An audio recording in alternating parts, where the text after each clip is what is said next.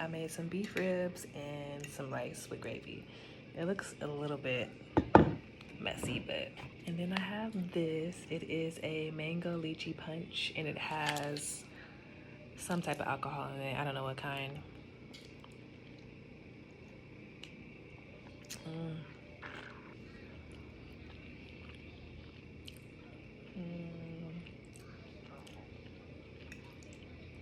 It came out really good.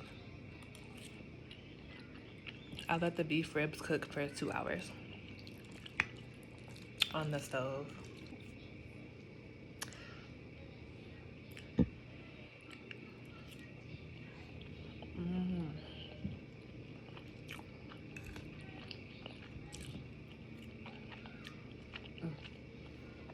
So good. See you guys tomorrow for lunch. Have a good night.